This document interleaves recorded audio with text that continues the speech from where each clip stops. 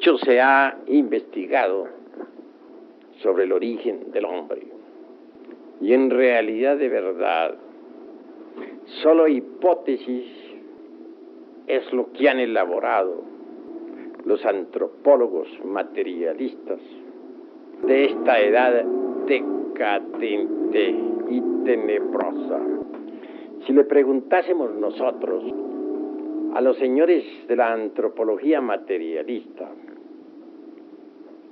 cuál fue la fecha y el modo exacto como surgió el primer hombre, no sabrían ciertamente darnos una respuesta exacta. Desde las épocas aquellas de Mr. Darwin hasta Haeckel,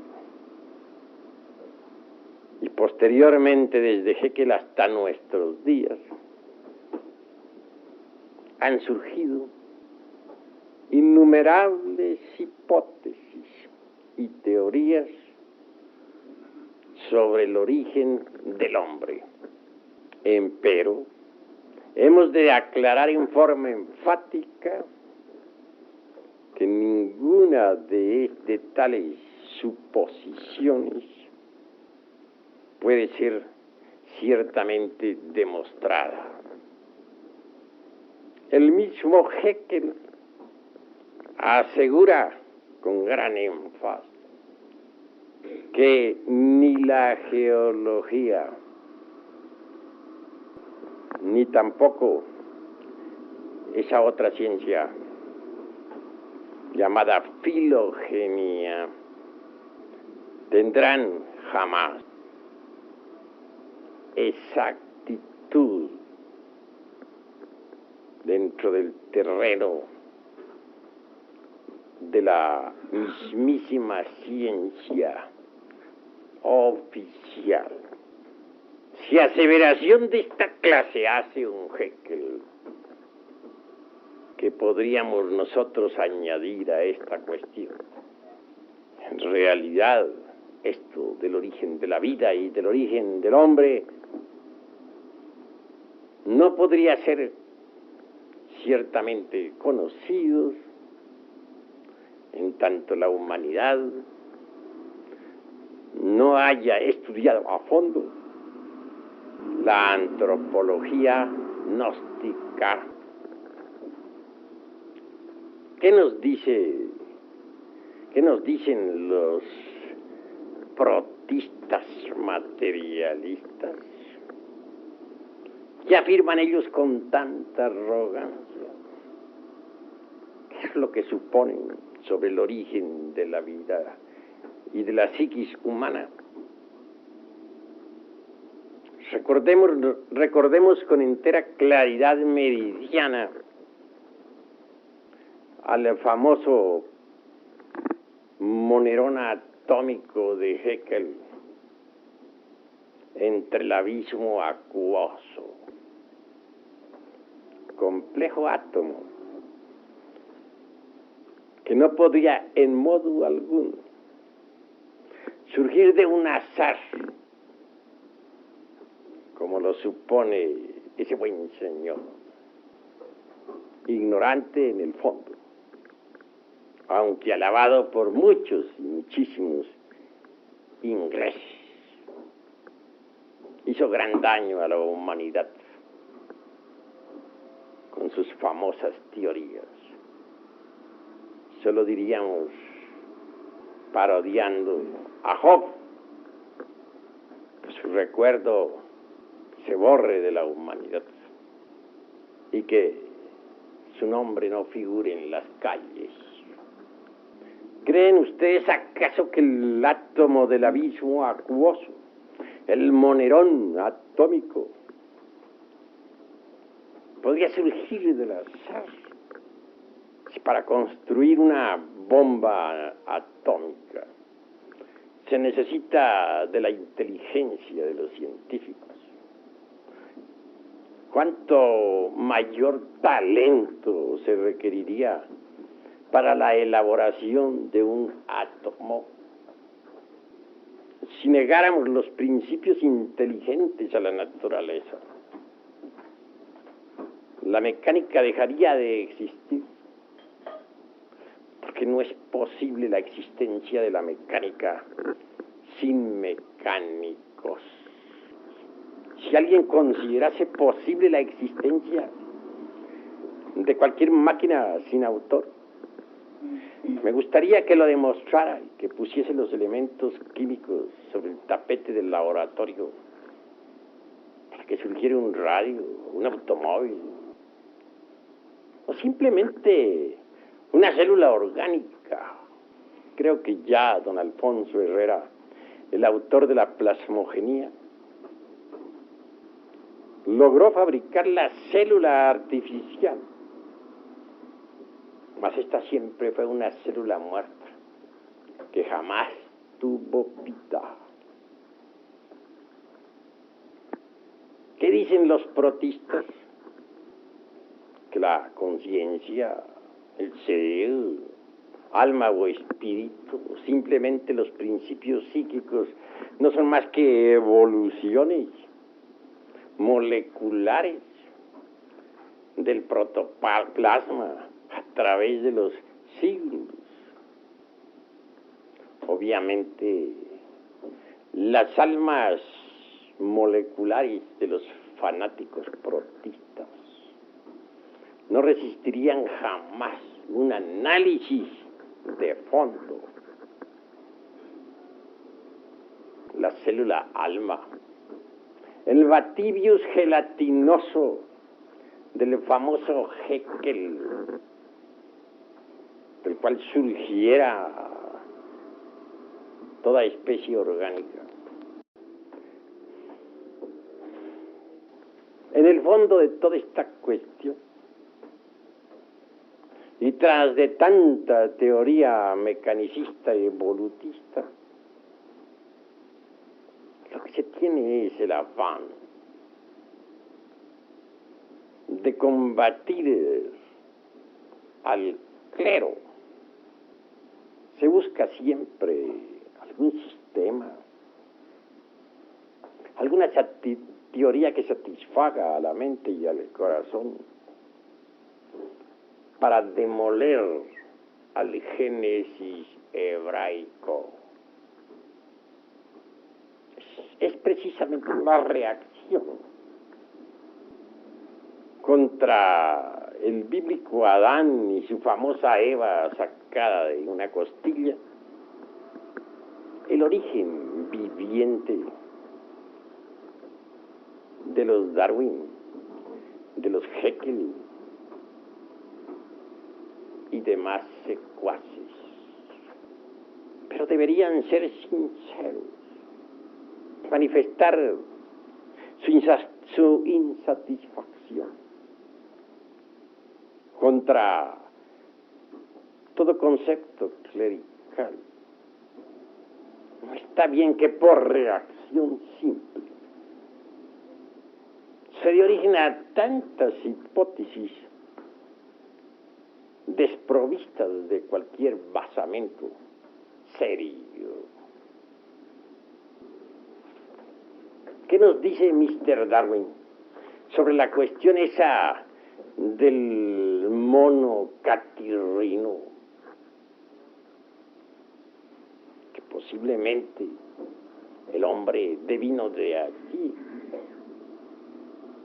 Sin embargo, no lo asienta en forma tan enfática como lo suponen los materialistas alemanes e ingleses. Mr. Darwin, en realidad, de verdad, dentro de su sistema, puso ciertos fundamentos que vienen a desvirtuar y hasta a aniquilar absolutamente la supuesta procedencia humana del mono, aunque este sea el catarrino o catirrino. En primer lugar, como ya lo demostrara Huxley, el esqueleto del hombre es completamente distinto en su construcción al esqueleto del mono. No dudo que haya ciertas semejanzas entre el antropoide y el pobre animal intelectual equivocadamente llamada hombre, mas no exactitud definitiva o definitizante en esta cuestión. El esqueleto del antropoide es trepacista. Está hecho para trepar. Así lo indica la elasticidad y construcción de su sistema óseo. En cambio, el esqueleto humano está hecho para caminar. Son dos construcciones óseas diferentes. Por otra parte, la elasticidad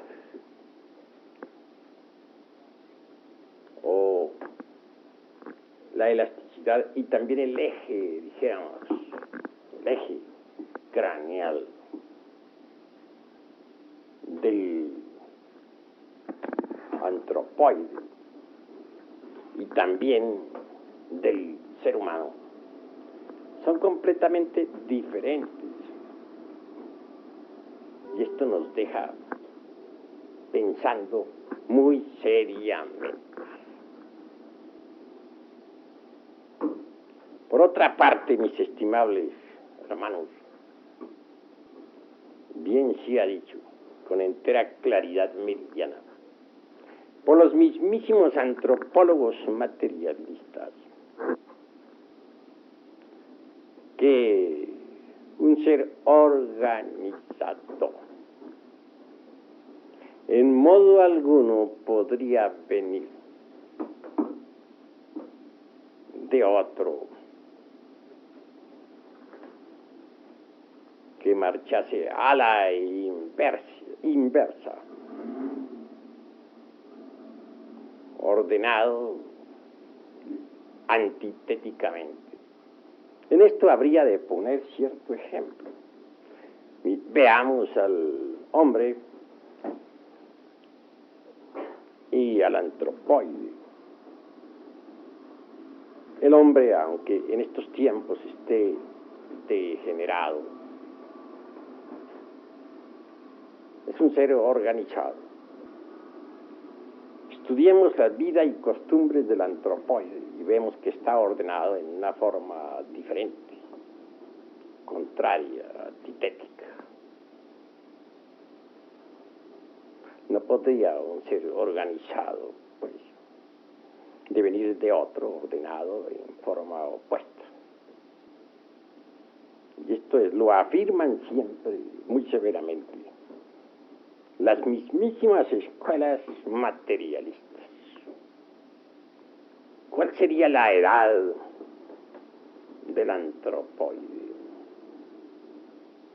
¿En qué época aparecería sobre la faz de la Tierra? Los primeros simios.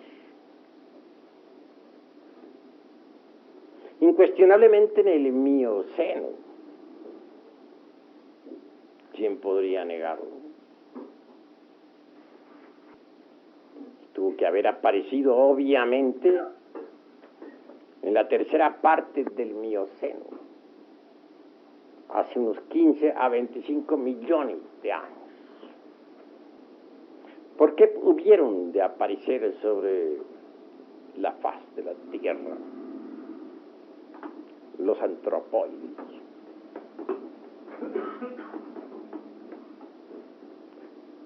¿Podrían dar acaso alguna respuesta exacta los señores de la antropología materialista,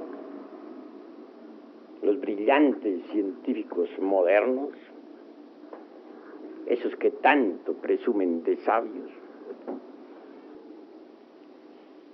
Es obvio que no. Además, el Mioceno en modo alguno estuvo ubicado dentro de la famosa Pangea, tan sonada por la geología de tipo materialista. Resulta ostensible que el Mioceno tuvo su propio escenario en la antigua tierra lemúrica, continente ubicado antes en el Océano Pacífico, restos de la Lemuria. Tenemos todavía a la Oceanía, con la Gran Australia, y la isla de Pascua, donde están tallados ciertos monolitos, etcétera. Que no lo acepte la antropología materialista por estar embotellada completamente en su Pangea. ¿Qué importa la ciencia y que a nosotros? En realidad que no van a descubrir la Lemuria con las pruebas del carbono 14 o del potasio argón o del poleo.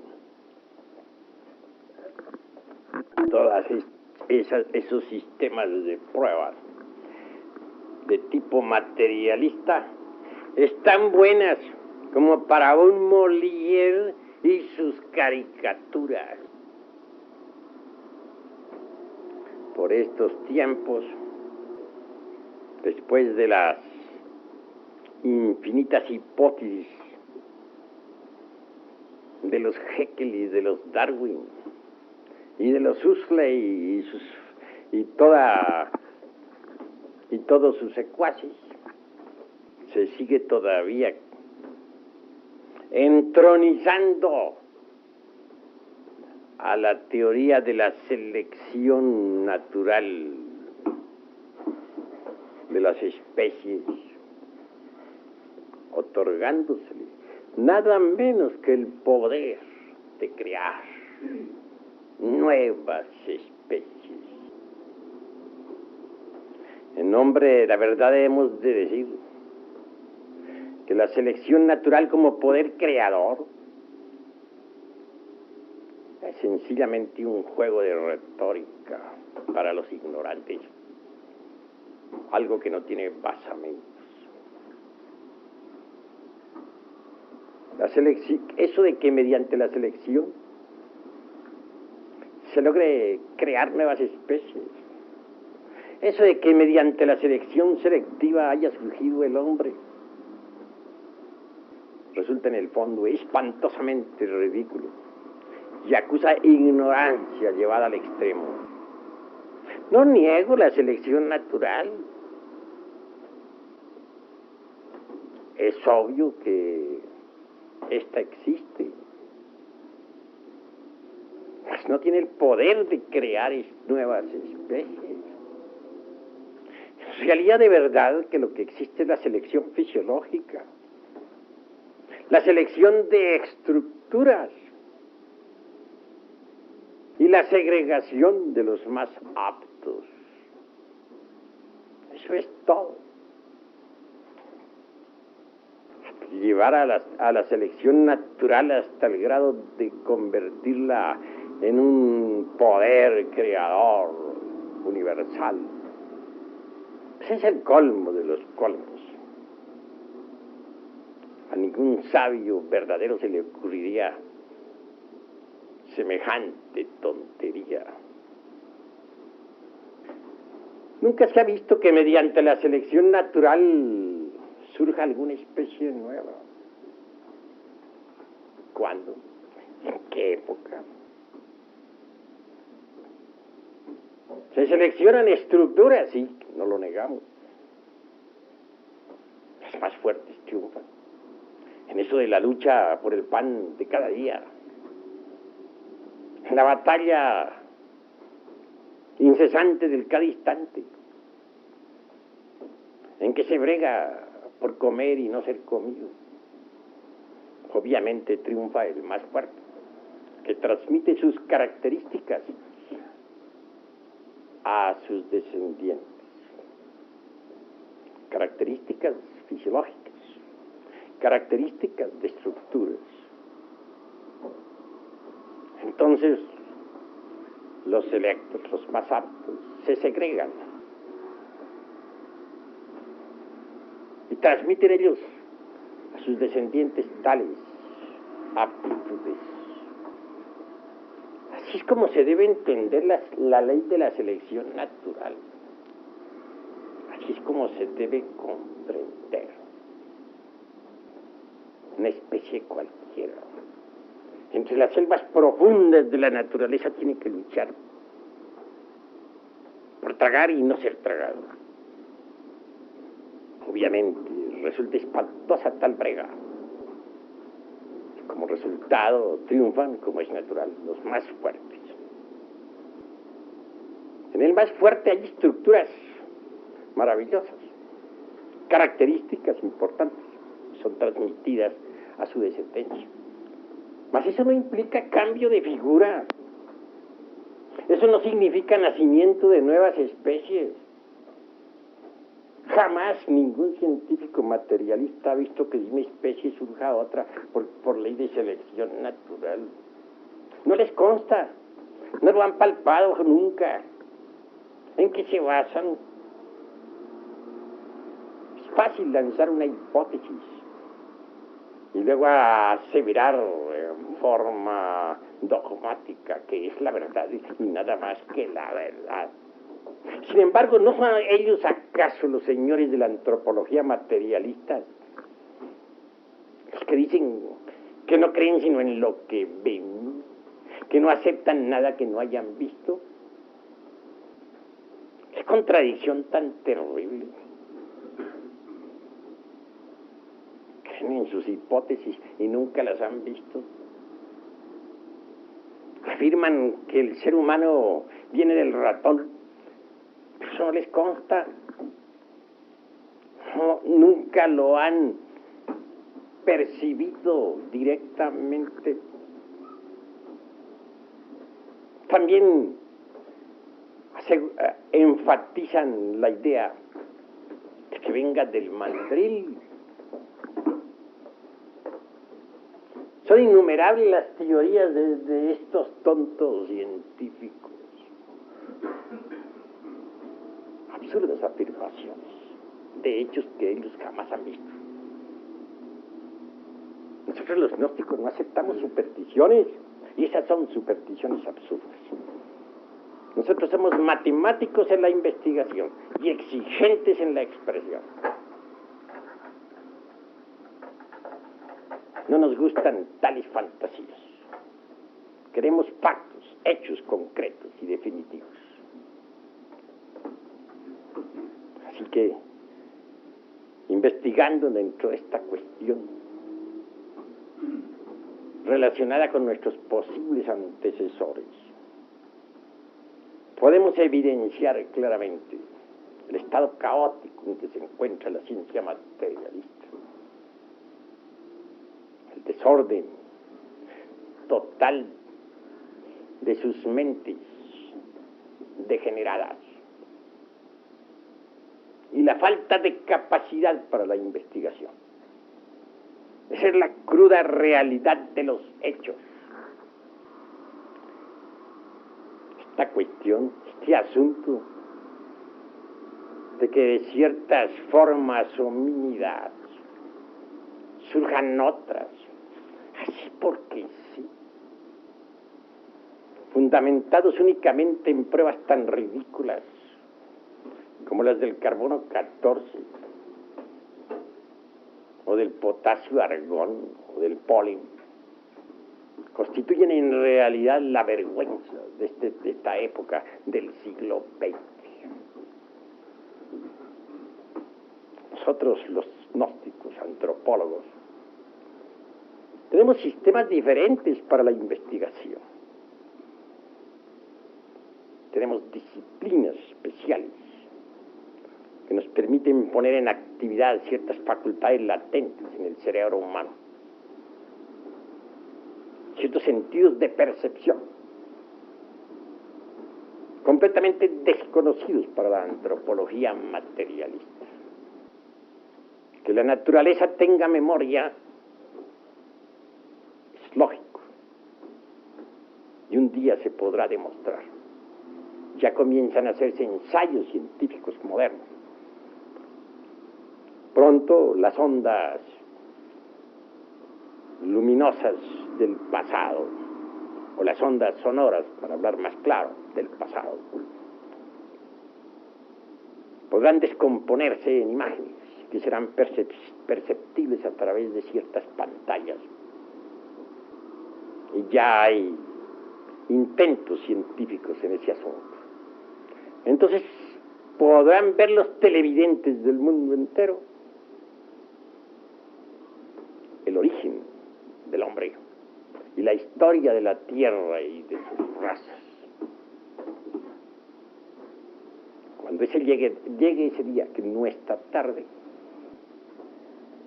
el anticristo de la falsa ciencia quedará desnudo ante el veredicto solemne de la conciencia pública.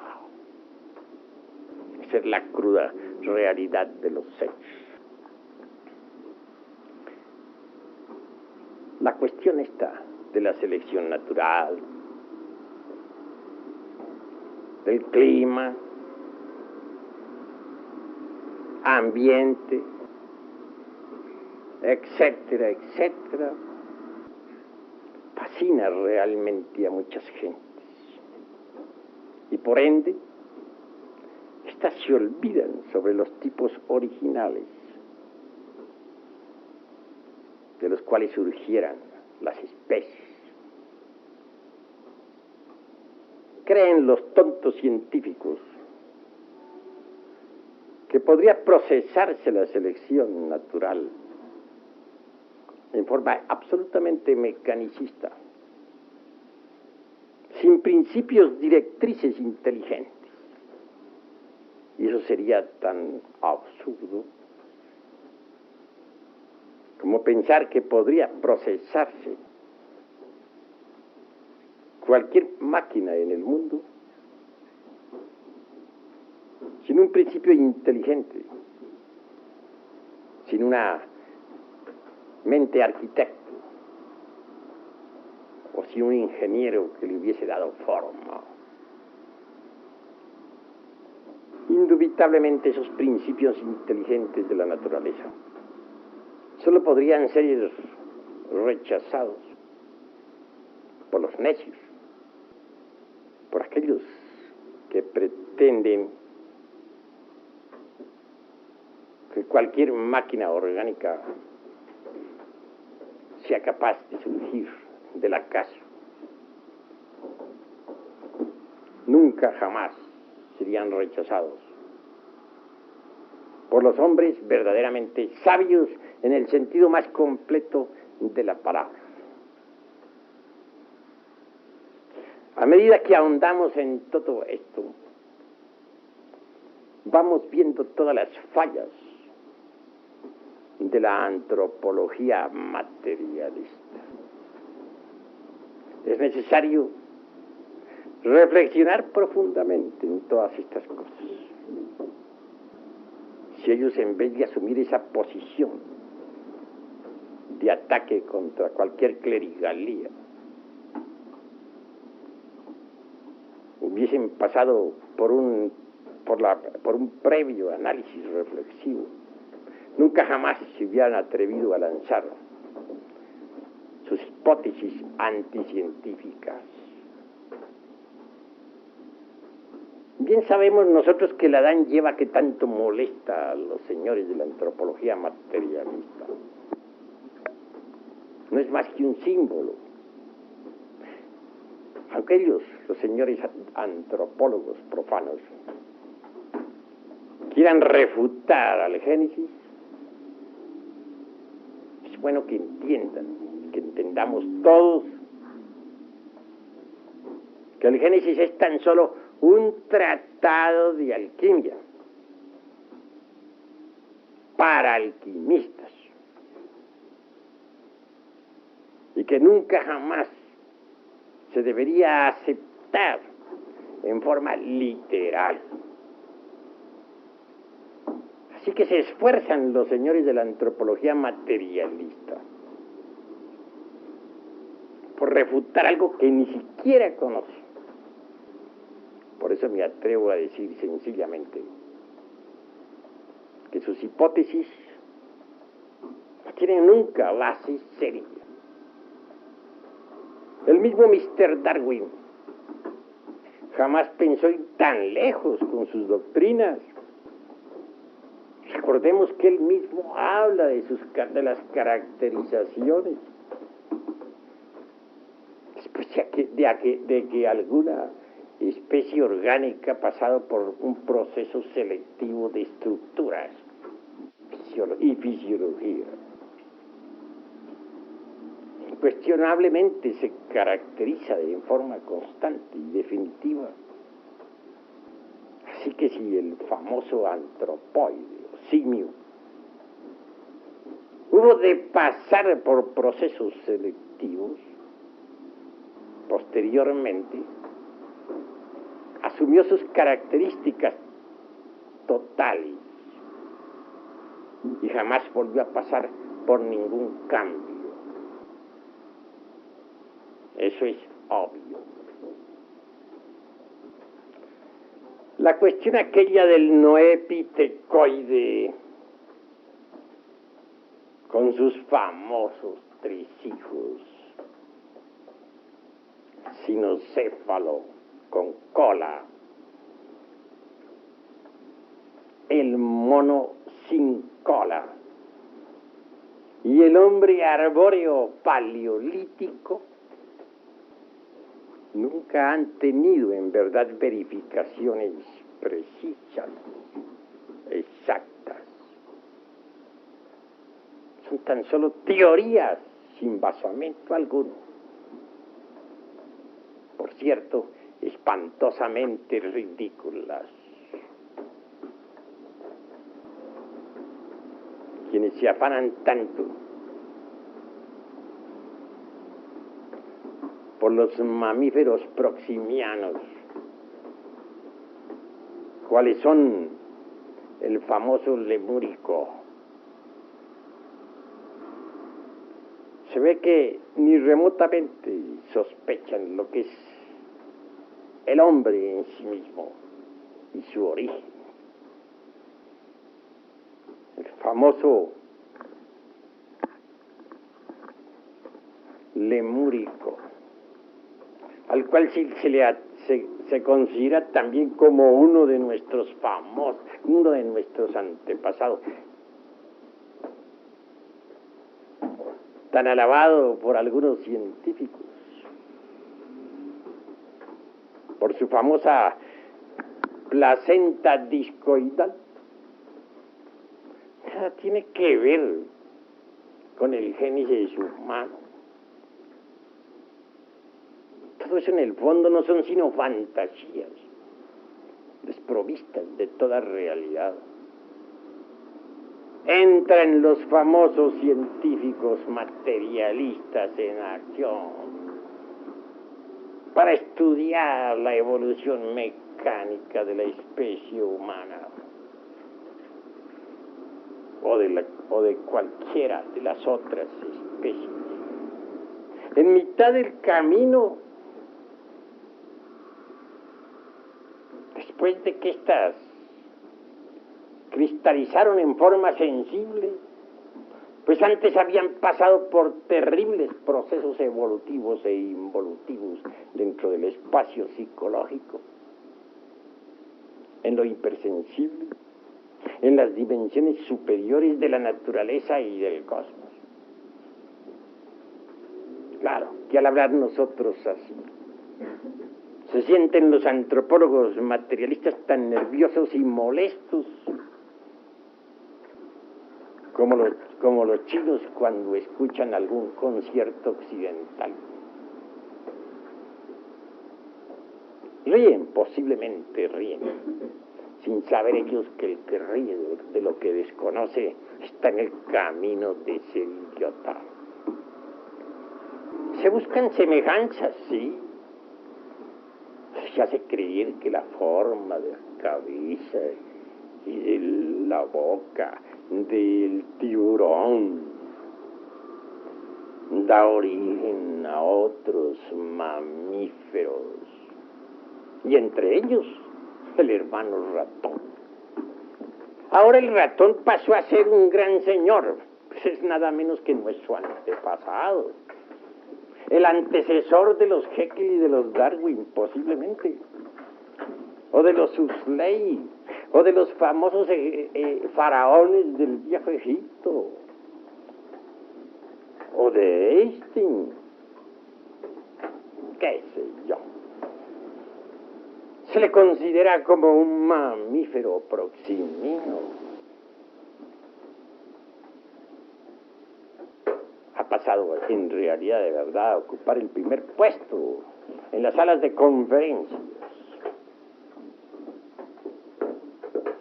¿Hasta dónde ha llegado en verdad la ignorancia del ser humano? No niego que el ratón no hubiese existido en la Atlántida. Por cierto que tenía el tamaño de cualquier cerdo. Ya sobre eso habla claramente don Mario Rosso de Luna, el insigne escritor español. Si existió en la Atlántida, tampoco le niego vida en la Lemuria. Pero que sea uno de los, sea si no el más importante, uno de los más importantes antecesores del hombre, resulta totalmente diferente. En verdad, que cuando no se le conoce la antropología gnóstica, se caen los absurdos más espantosos.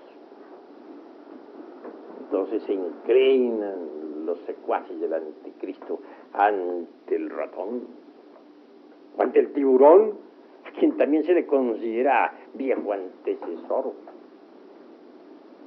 o ante el lemúrico,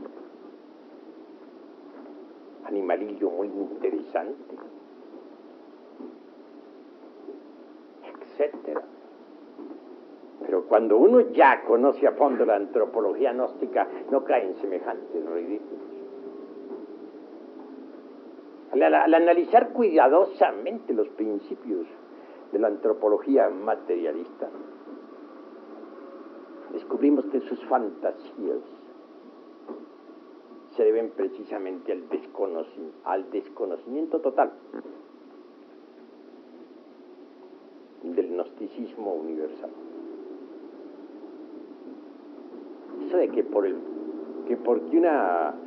un rasgo del rostro, etcétera, se parezca a otro, sirva de base para asentar una posible descendencia, resulta tan empírico en el fondo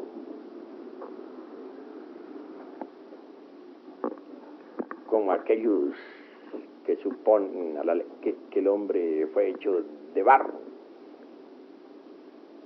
que lo toman en el sentido literal de la frase, entre paréntesis, sin darse cuenta de que eso no es más que algo simbólico.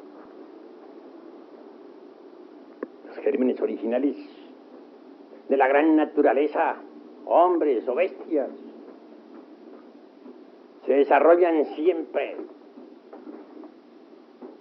en el espacio psicológico y dentro de las dimensiones superiores,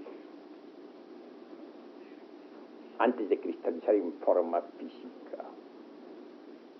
Y no hay duda de que son similares en sus construcciones. De manera que no podrían jamás servir de basamento o de fundamento para sentar una teoría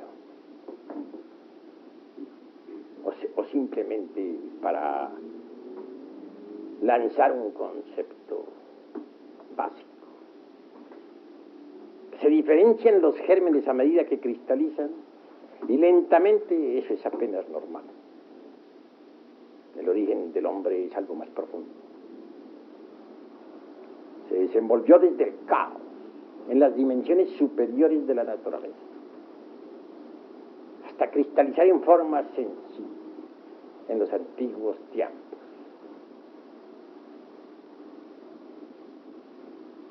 Incuestionablemente en futuro quedará al descubierto en estas conferencias qué causas primarias y secundarias dieron origen a la humana especie. ¿Conocen acaso esto los antropólogos materialistas? Los mismos científicos secuaces de Haeckel saben muy bien que todo el pasado geológico y la filogenia materialista jamás llegarán a ser ciencia exacta. Así lo han afirmado, así lo han dicho. Entonces, ¿qué? Estamos en una época de grandes inquietudes. Y el misterio del origen del hombre debe ser aclarado. El terreno de las hipótesis es deleznable. Es como un paredón sin cimientos. Basta darle un ligero empujón para convertirle en menudo sedimento. Lo más grave de la antropología materialista es negar los principios inteligentes de la maquinaria universal. Obviamente, tal actitud deja a la maquinaria sin base, sin fundamentos. No es posible que la máquina ande o sea construida al azar. Los principios inteligentes de la naturaleza están activos y en todo proceso selectivo se manifiestan ellos sabiamente. Absurdo resulta también embotellarnos en el dogma de la mecánica evolutiva. Si en la naturaleza existen los principios constructivos, incuestionablemente existen también los destructivos. Si hay evolución en las especies vivientes, existe también la involución.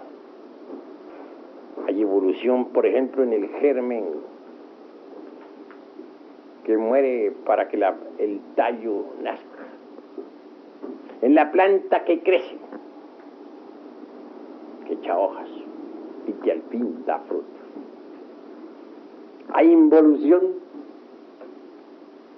en la planta que se marchita y que fenece y que por último se convierte en un montón de leños. Hay evolución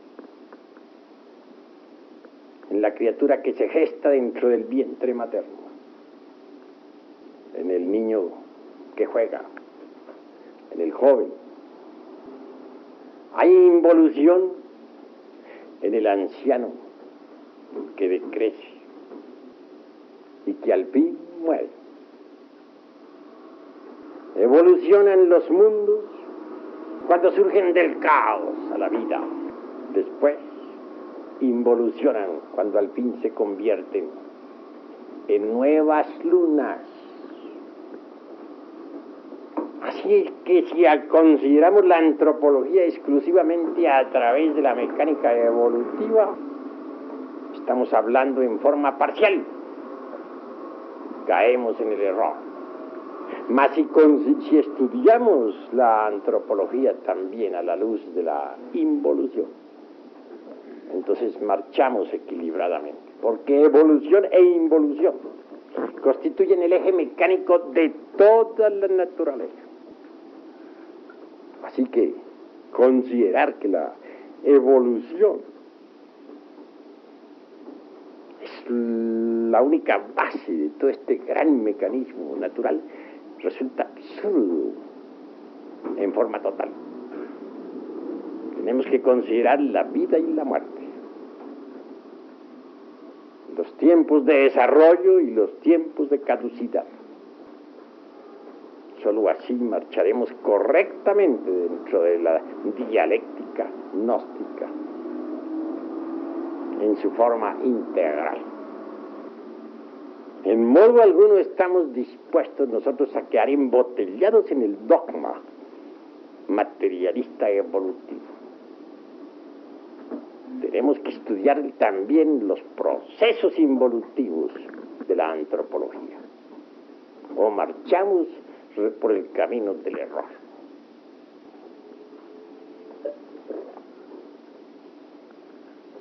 ¿Cuáles son los tipos originales de esta raza humana? ¿Quién los conoce? Nosotros tenemos métodos, sistemas científicos por medio de los cuales podemos ver, oír, tocar y palpar esos tipos originales. Sabemos muy bien que antes de que el animal intelectual apareciera sobre la faz de la Tierra, en la Atlántida de Platón, que no es una simple fantasía como pretenden los fanáticos ignorantes de la famosa Pangea materialista, apareció en realidad de verdad el animal intelectual. En la Lemuria existió el hombre, lo mismo que en la época hiperbórea y polar. Mas estos son puntos que solamente iremos desarrollando en futuras conferencias para mayor claridad de todos aquellos que escuchen y lean. La Atlántida realmente existió. Fue un continente ubicado en el océano Atlántico. Restos de la Atlántida tenemos nosotros, el archipiélago de las Antillas, etc. Las Canarias también son vestigios de lo que fue la Atlántida. Y aún la misma España no es más que un pedazo de la antigua Atlántida. Pero esto no lo conocen los fanáticos de la antropología materialista, ni los geólogos tan atrasados en el fondo, capaces para proyectarse en el tiempo. ¿Cómo podrían ellos saber algo sobre lo que ocurriera hace unos tantos millones de años en la era miocena? ¿Qué saben ellos del mioceno? ¿Lo han visto, lo han tocado, lo han palpado? Si nosotros hablamos del mioceno es porque podemos verlo y sabemos que es asequible a aquel que sea capaz de desarrollar las facultades trascendentales del ser latentes en el cerebro humano. Pero la actitud de negación materialista es incongruente. Se dice que no se cree sino en lo que se ve, y ellos creen en todas sus hipótesis absurdas. Hipótesis que nadie ha visto, que a nadie le consta. En realidad, de verdad, nunca científico alguno vio surgir el primer hombre. Mas hablan ellos con tanta autosuficiencia, como si hubieran estado en el mioceno, como si hubieran visto a los antropoides surgiendo allá de la antigua Lemuria. Entronizan a sus dioses maravillosos, como son los famosos lemúricos y también los mandriles, como proximianos sublimes, de los cuales descendemos. ¿Les consta eso? ¿Lo han visto alguna vez? Nunca. ¿En qué se basan? En cosas que no han visto. ¿No son ellos mismos los que dicen que no creen sino en lo que ven? Entonces, ¿por qué están creyendo en lo que nunca han visto? ¿No es acaso esto una contradicción? ¿No resulta en el fondo esto incongruente? Bueno, hasta aquí mi conferencia de esta noche. Si hay alguna pregunta, pueden hacerla sin salirse exactamente de lo que estamos enseñando. A ver, pregunten. Se dice que el cambio de una especie a otra, en la antropología se dice que es por mutación, en un proceso de herencia, ¿no? Por mutación. ¿Cómo? O sea, por un proceso dentro de la herencia, por mutación, que ciertos genes se transforman para transformar la estructura precisamente del ser nuevo que va a surgir, digamos, ¿no? Entonces, ¿quiere decir que en realidad no existen mutaciones entre las especies? Vamos con el mayor gusto a dar respuesta a esa pregunta. Estos tontos científicos de la antropología materialista creen que mediante los cambios ambientales y de clima se transforma en alguna forma, aunque sea en mínima parte, los órganos de la generación con posible mutación de genes, y darían a esas afirmaciones anticientíficas la calidad de exactitud y el poder de producir nuevas especies. Absurdo, porque nunca hemos visto nosotros a través de los siglos que los caballos se conviertan en otra cosa, que las águilas dejen de ser águilas, que los peces del inmenso mar se conviertan en gente. Ni siquiera los tiburones a los que se les otorga también nuestra paternidad.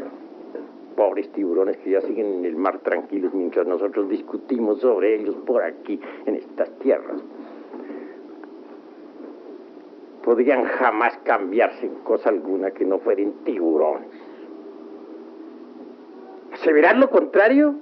Es creer en lo que no se ve. ¿No son ellos acaso los que están diciendo que no creen sino en lo que ven? Entonces, ¿por qué se contradicen? Que haya dos tipos de creación o dos clases de teorías para afirmar el origen del hombre. La una por vía, dijéramos, instantánea, como aquel muñequito del Génesis bíblico, en el cual Jehová sopla terriblemente, o que sea a través de la mecánica evolutiva. Pues es cuestión, dijéramos, de preocupaciones para los señores de la falsa ciencia. Porque en el fondo realmente la raza humana tiene su prototipo original. Y antes de que los famosos mamíferos aparecieran sobre la faz de la Tierra, el hombre ya existía. Y esto lo iremos demostrando a través de nuestras sucesivas conferencias. Porque quiero que ustedes sepan que en estos estudios nos vamos a enfrascar durante varios años. Porque no se puede tener una preparación seria si no se conoce en realidad de verdad los principios científicos del gnosticismo universal. Es necesario estudiar la antropología en forma científica antes de que estudiemos las culturas. Honorable maestro, una preguntita, pero cada vez quiero hacer un comentario al respecto. Evidentemente, a través de la simple lógica dialéctica y la lógica matemática, siendo riguroso, El maestro ha demostrado de que la ciencia actual se contradice a sí misma, se contradice. Dice que no creen sino en lo que ven y precisamente afirman cosas que nunca se han visto. Nosotros podemos citar en este momento algo de la historia de la antropología materialista, cómo aparece más o menos en el siglo XVIII a través del pensamiento filosófico, de los filósofos, para salir una especie de ciencia que se va a llamar antropología, a través de unos señores que empiezan a recoger objetos antiguos, y por ahí empieza. Pero nosotros, a través de la psicología, de otra ciencia, podemos, digamos, hacerle una disección al hombre del siglo XVIII, en qué medio ambiente se encontraba, qué nivel del ser desarrollaba por lo general la cultura del siglo XVIII en Europa, y podremos darnos cuenta que está en un estado incipiente la misma ciencia materialista, y que a partir de esos postulados y de esas hipótesis han querido darle, como ya lo han dado, pues, organizados en las universidades, cuál fue el origen del hombre, y la arguyen con gran protopopeya y con gran énfasis,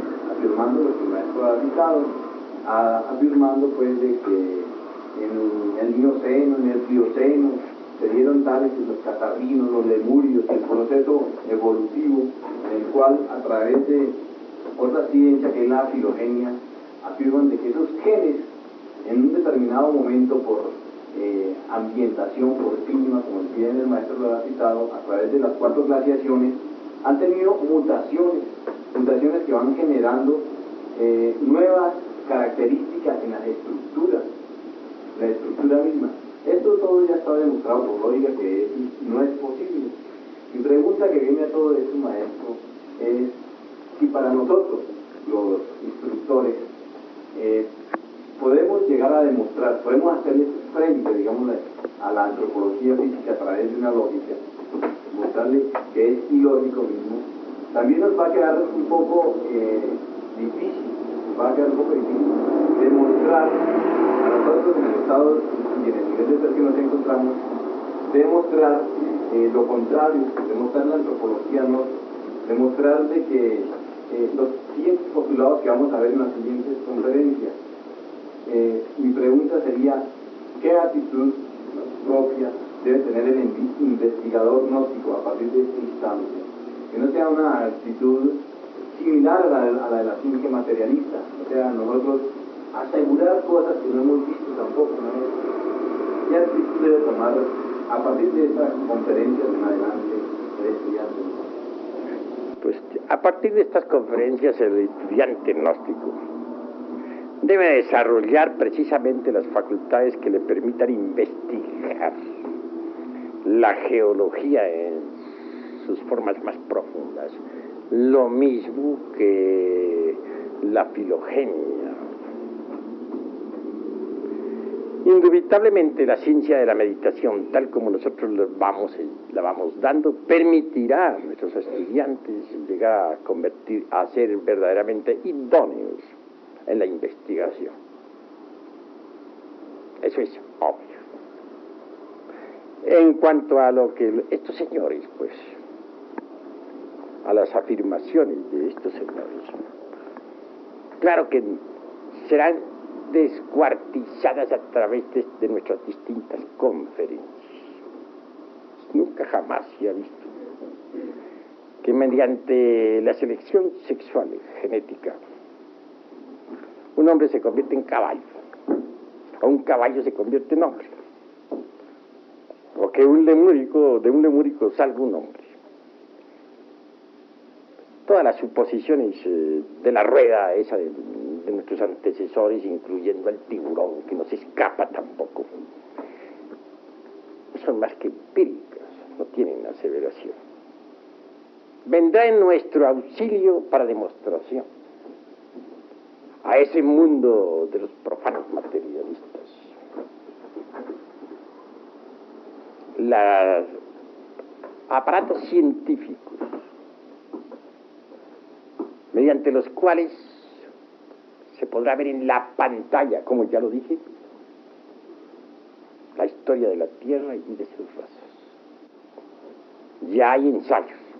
Recordemos al cura Peregrini En Italia está descomponiendo en estos momentos los sonidos para transformarlos en imágenes. También hay algunos ensayos en los Estados Unidos. No demora el día en que los registros akáshicos de la naturaleza caigan en poder de la ciencia. Y entonces todo el mundo podrá ver la realidad en las pantallas. Como ya dije, el anticristo de la ciencia quedará ante el veredicto solemne de la conciencia pública, desnudo, en su crudo realismo, tal cual es. Mientras tanto, debemos nosotros despertar ese sentido maravilloso de la intuición prajna paramita a través de la meditación para investigar por sí mismos. Tenemos los aparatos de investigación adentro, aunque los materialistas no lo acepten. Desarrollemos, usemos esos aparatos inteligentemente. Obviamente que se hace necesario combatir a la ciencia materialista científicamente, y lo vamos a hacer para que nuestros hermanos todos, incluyendo los instructores, los misioneros, queden debidamente preparados. Maestro, usted nos ha hablado del fenómeno físico-químico, del fenómeno biológico, pero existe también el fenómeno psíquico, el fenómeno conscientivo y el fenómeno ontológico, maestro. ¿Cuál es el origen del hombre en las escalas psíquico, conscientivo y ontológico? Si nosotros vamos a cerrarnos completamente a la banda, como se dice, ¿no?, como lo hacen los antropólogos materialistas, no quedaríamos más que con los ganglios y el cerebro, la materia gris como perceptiva de los fenómenos psicoquímicos. Pero si ahondamos en todas estas cosas a fondo, venimos a descubrir precisamente que estos tres fenómenos de los cuales tú hablas, o sea, el psicoquímico, el conscientivo y el ontológico, como escalas distintas de los niveles del ser. El psicoquímico o el químico que sirve de fundamento pues a lo psíquico para constituir lo psicosomático, obviamente está presente y todos ustedes lo han entendido o comprendido. En cuanto al conscientivo, realmente yo les digo a ustedes lo siguiente: el conscientivo tiene, dijéramos, un upadi, una base para la expresión sensible, cuál es el asiento vital de la vida orgánica. Pero si nosotros no desembotellamos la conciencia, no sería posible entonces llegar a la experiencia de lo real, de la verdad. Y no solamente tenemos que desembotellar la conciencia, sino la mente y la voluntad. Tenemos que convertirnos en individuos idóneos para la investigación, porque en realidad, de verdad, dentro del ego, dentro de los agregados psíquicos inhumanos que llevamos dentro, tenemos nosotros la embutida, la mente y la voluntad y la conciencia. La mente es importante para el estudio, para el análisis, pero la gente no tiene mente íntegra, unitotal, individual.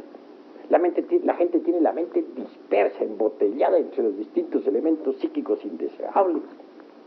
Por estos tiempos se habla, por ejemplo, mucho de dinámica mental. ¿Cómo puede uno realmente llegar a la cuestión esa de la dinámica mental, ejercerla con maestría, si tiene la mente embotellada entre los distintos elementos inhumanos que lleva en su interior?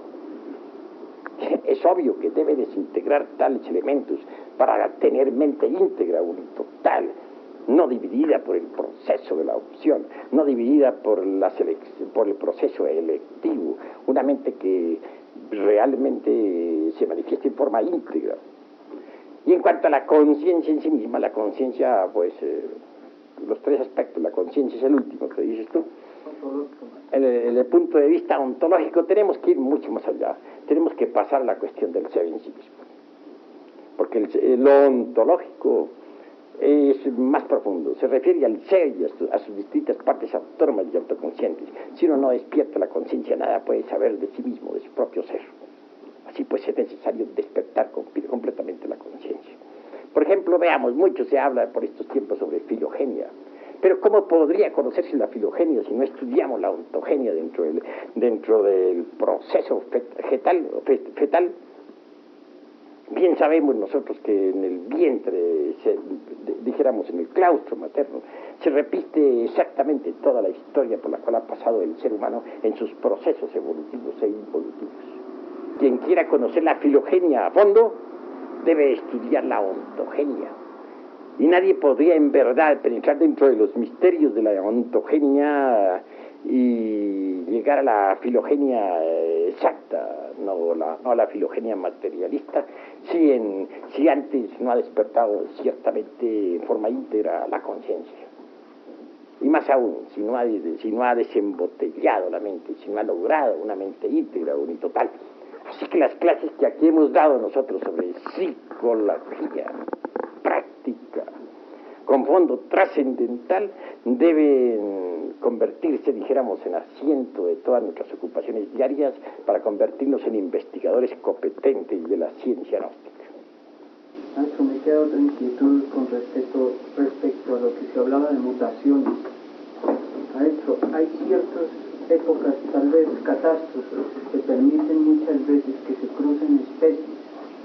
¿Cómo explicarle a la psicología humana, a los que desconocen totalmente el proceso del despertar de la conciencia gradual, que hay ciertas épocas en que las especies se pueden cruzar y dan origen a ciertas monstruosidades? Pues esto realmente es inasequible para la ciencia oficial. ¿Qué puede saber la ciencia oficial sobre el modo como esos tres factores, por ejemplo, como cuáles son las tres fuerzas primarias de la naturaleza y del cosmos, se polarizan? Incuestionablemente que eso nadie lo puede negar, que las tres fuerzas se polarizan, a veces en una forma, a veces en otra, a veces se permite que hayan ciertos cruzamientos y en otras épocas esos cruzamientos resultan algo más que imposible debido precisamente a la mismísima polarización.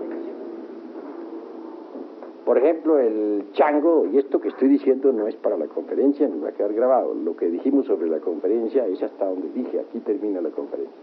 Por ejemplo, el chango, ya hablando aquí entre nos, pues indudablemente tiene origen humano. Fue una época en que cierta raza lemur humana y muy humana se mezcló con bestias de la naturaleza. También al final de la Atlántida se dieron esas mezclas. Pero eso fue en esa época, en que el Oquidano activo, omnipresente, omnipenetrante, se desdobló en los tres factores y estos se polarizaron en cierta forma y de cierta manera que permitió que seres humanos se mezclaran con especies animales. Y de allí surgieron changos. Tanto en Lemuria hubo changos durante el Mioceno como también los hubo en la Atlántida. De eso trataremos más adelante y en forma seria en estudios científicos. Claro que lo que en este momento estamos platicando es aquí entre nosotros, no está incluido dentro de la conferencia. A ver. Acerca del que he entendido de la cuantificación de años atrás, geológica, o sea, en la antropología se basa mucho en la geología para poder citar pues, el hombre antiguo en qué época apareció. Estos planteos de la geología también sabemos muy bien que es un riguroso estudio de observación sobre formaciones geológicas. A estas formaciones geológicas se han llamado, como bien sabemos todos, la era primaria, la secundaria, la terciaria y la cuaternaria en la cual estamos. En la era terciaria y secundaria, donde aparecen estos periodos de Mioceno, Plioceno, Oligoceno, se les da un dato aproximado a través de las pruebas de las computaciones, a través del polen o a través de también de algunas técnicas geológicas. Se dice, tal formación geológica tiene tantos años y si el esqueleto está allí aparecido, dice, hace tantos años apareció este hombre, según en la profundidad donde se encuentra. Estas formaciones en sí mismas sí corresponden a los años que pone la ciencia oficial. Bueno, la pregunta que tú me estás haciendo no está dentro de la conferencia de hoy. No, porque tenemos que ceñirnos estrictamente a lo que hemos enseñado hoy. Nada más. pero te la contesto con mucho gusto. Obviamente que esas clasificaciones son absurdas en un 100%, que en realidad, de verdad, las eras que tú has citado tienen cada una sus correspondientes escenarios. Hoy me limito solamente a decir que el Mioceno tuvo por escenario la Lemuria. Así pues, al citar nosotros eras, nos apartaremos totalmente durante estas conferencias, durante este ciclo de investigaciones y estudio, de las concepciones cronológicas materialistas. Vamos a ceñirnos estrictamente a la antropología gnóstica. A ver. Yo creo que una de las grandes dificultades también de entendernos en la antropología social es que definitivamente la antropología social no acepta ni la Lemuria ni la Atlántida, ni siquiera habla de él. Entonces, y bueno, por lo que yo he llegado a comprender con una combinación de los dos estudios, es de que la antropología oficial trata de entender el origen del hombre, de la raza aria, nada más centrándose aquí, sin pensar en que hay lemúricos ni que hay atlantes tampoco. Entonces creo que ahí hay una gran confusión también. No ignoramos eso, pero ¿qué importa eso a la ciencia y que a nosotros? Ya he dicho, el que ríe de lo que desconoce está en el camino de ser idiota. Que vamos a quedar nosotros también embotellados dentro de la famosa Pangea materialista, o vamos acaso nosotros a combinar la antropología gnóstica con la antropología de los ignorantes materialistas, enemigos del eterno. Jamás. Al contrario, nosotros vamos a combatir la antropología materialista con la antropología gnóstica y vamos a demostrar científicamente el absurdo de la antropología materialista. Ahora solamente me propongo, en realidad de verdad, prepararlos a ustedes para que queden lo suficientemente fuertes para la batalla. Dentro de algunos tiempo, cuando estén preparados, en verdad retaremos públicamente a la antropología materialista ante el veredicto solemne de la conciencia pública y científicamente los venceremos en el campo de batalla. Eso es todo. A ver. Perdone, maestro, que yo insisto en la misma pregunta, tal vez la gestioné mal. Yo digo que ya que vamos a combatir, ya que el maestro dice que vamos a combatir a la antropología científica en un tiempo con bases sólidas, la antropología física científica se basa, maestro, la base del hombre está en la tierra. O sea, los primeros estudios de antropología empiezan por la geología. Nosotros también debemos tener una claridad sobre la geología de este planeta, ¿no? La formación de este planeta. Ellos empiezan muy bien, nosotros sabemos que la antropología empieza explicando la formación del planeta, después explicando la aparición de la vida en el planeta y luego cómo la vida fue evolucionando ya de algas marinas, animales, a tiburones, y así sucesivamente. ¿Cuál es? Yo así mi pregunta volvía, esas eras geológicas que existen las vamos a ver nosotros, vamos a tener también una base a través del planeta. ¿Cómo podría ocurrirles a ustedes que fuéramos todos nosotros a estudiar la antropología, excluyendo la geología? ¿Sería eso tan absurdo como querer que un drama se representara sin escenario, en el aire, así porque sí? Todo el drama de la vida humana, toda la historia de la Tierra y de sus razas se han desenvuelto dentro de distintos periodos geológicos. Y por lo tanto, a través de estos estudios se van contemplando esos periodos geológicos. Mas no vamos a desenvolver nuestra didáctica de acuerdo con el programa de la antropología materialista, porque no somos copiones. Sencillamente vamos a ir desarrollando todas estas cuestiones antropológicas y geológicas de acuerdo con nuestra propia dialéctica. Hoy solamente he querido poner como principio Lemuria y Atlántida, los estudios que habrán de procesarse a través de nuestras exposiciones antropológicas, irán echando cada vez más y más luz sobre la cuestión geológica de Lemuria y Atlántida y en general sobre los distintos procesos geológicos de la Tierra a través de los millones de años que han transcurrido. Porque no en modo alguno vamos a enseñar antropología sin excluyendo la geología y las distintas eras históricas. Eso sería absurdo. Así que se tenga en cuenta, nosotros no necesitamos tomar prestado nada de la geología, de la antropología materialista.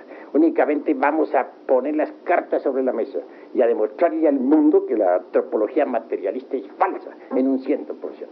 Eso es todo. A ver, hable. Quería referirme, venerable maestro, a algunas preguntas que se han hecho que demuestran, pues, en el fondo quizás algo de temor a las confrontaciones futuras que se tengan, ¿no?, con los antropólogos científicos. Yo diría, venerable, que no puede ser antropólogo aquel que no se conoce a sí mismo. Por ahí podríamos nosotros empezar a confrontar a la antropología científica. Usted estudia al hombre, usted se conoce a sí mismo. Usted quiere hallar el origen de la vida está en usted mismo. Cómase un pedazo de carne, un sándwich, y se transforma en vida, investigue el origen de la vida en usted. ¿Para qué tiene que estar haciendo excavaciones fuera usted mismo? ¿No? Entonces nosotros realmente tenemos los métodos, la lógica trascendental, el conocimiento sublime que nos permitirá demostrar a los demás, no en base a simples lecturas, sino a investigaciones concretas. Ahora mi pregunta, pues, era la siguiente.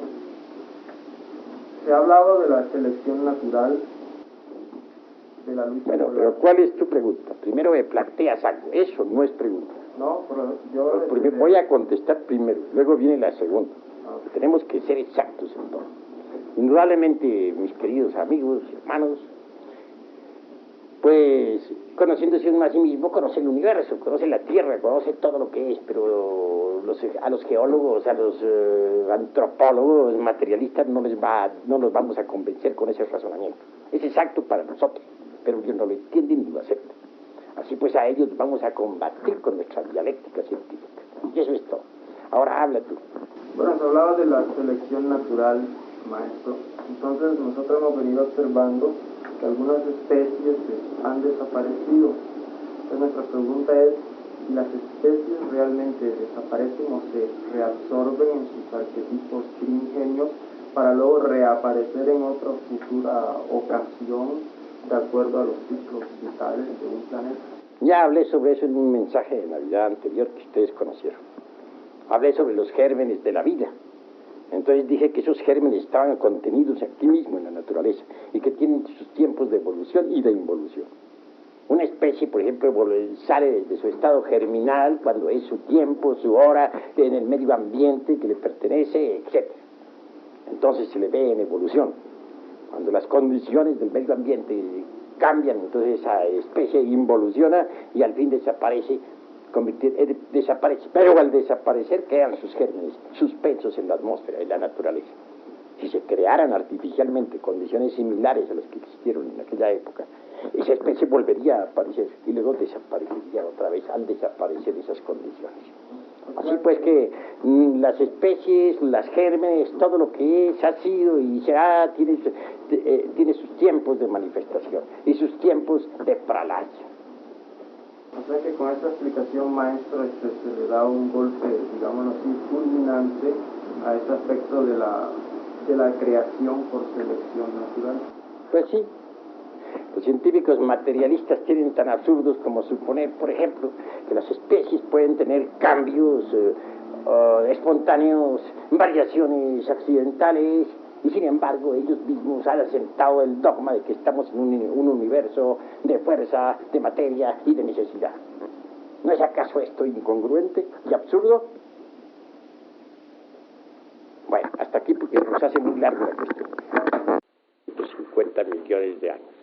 Obviamente, la única forma, o lo único que puede en estos momentos darnos a nosotros la razón y demostrarlo, será cuando aparezcan esos aparatos que actualmente se están haciendo experimentos. Unos experimentos se están haciendo en Italia y otros en los Estados Unidos, y ya se han obtenido muy buenos resultados.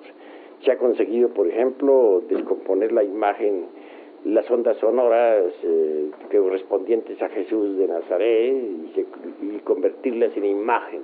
Y la imagen presentada fue muy correcta. Se sigue con esos experimentos. Claro, esto que estoy diciendo aquí no es para las pláticas, sino esa parte. Pero mientras llegue ese día, no nos queda más remedio que apelar nosotros a la intuición del Prajna Paramita, que sí nos permite investigar. Ese sentido Prajna Paramita en su grado más elevado nos permite investigar los registros akáshicos de la naturaleza. Así que en nuestro auxilio y para demostrar a las gentes tenemos que aguardamos un poquito. Tenemos que aguardar sencillamente que se perfeccionen los aparatos que en Estados Unidos e Italia en este momento se están perfeccionando. La descomposición de las ondas sonoras del pasado en figuras, en imágenes. Se está ya marchando por ese camino. Antes no sería posible. Antes tenemos nosotros, si alguien quiere comprobar lo que estamos diciendo, tiene que entrar en nuestros estudios y dedicarse a desarrollar el sentido llamado intuición Prajna Paramita. Si la desarrolla, si sigue nuestras indicaciones, por sí mismo podrá evidenciarlo. Eso es claro. ¿Hay alguna otra pregunta? Gracias, maestro. ¿A qué se refiere exactamente la Pangea? La Pangea se refiere pues a los continentes flotantes que un día estuvo Europa y América unidos y se fueron separando poco a poco a través del tiempo. Que Asia y América también que estuvieron muy cerca y luego se fueron alejando. Ya don Mario Rosso de Luna ha hablado ampliamente sobre la cuestión de los continentes flotantes. Ya sabemos que don Mario Rosso de Luna fue todo un gnóstico y todo un esoterista de verdad. Sí. A ver. ¿Qué condiciones se presentaron o se necesitan para un cambio de una dimensión a otra y de una morfología a otra? Pues es claro que conforme la morfología del planeta Tierra cambia la morfología también de las criaturas. No es el antecesor legítimo humano muy semejante al antropoide, más no es un antropoide, ni nada que se le parezca, pinta una similitud nada más, de la época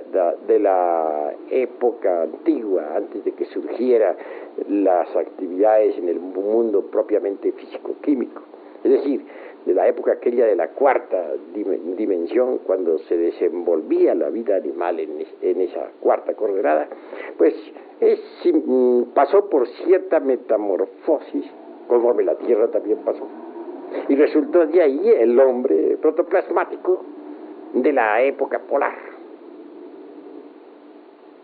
Ese hombre protoplasmático, a su vez, conforme la Tierra fue pasando por sus metamorfosis, conforme la Tierra fue cambiando su morfología, también fue cambiando él su morfología. Vienen en nuestro auxilio en este momento las tribus de la Australia. Su morfología guarda mucha relación con aquella isla que parece más bien un continente. Se encuentran en un estado bastante lamentable, por cierto. ¿Hay algo más? Maestro, según la ciencia materialista, los vestigios más lejanos que encuentran es del orden de 35.000 años, los vestigios de antropoides que pueden explicar el hombre. Y nosotros la distancia que tenemos marca es de 350 millones de años. Ahora bien, esos 350 millones corresponden a un hombre o a la etapa de evolución del hombre por las diferentes condiciones. Bueno, hemos hablado de la época en que apareció el hombre. Hemos hablado de la Tierra protoplasmática. Hemos hablado de la época en que el primer intento de hombre pasó por una transformación de su morfología, conforme la Tierra también pasó por la misma transformación. De eso hemos hablado. Pero en cuanto a la afirmación que dices tú, de que los materialistas dicen que los datos que se tienen sobre el hombre, cuando mucho datan de unos 35.000 años, está un poco equivocado en tu concepto. Porque ellos aceptan, por ejemplo, para el Mioceno, tercera parte del Eoceno, edades que figuran entre los 15 y los 25 millones de años. Eso se ha aceptado oficialmente.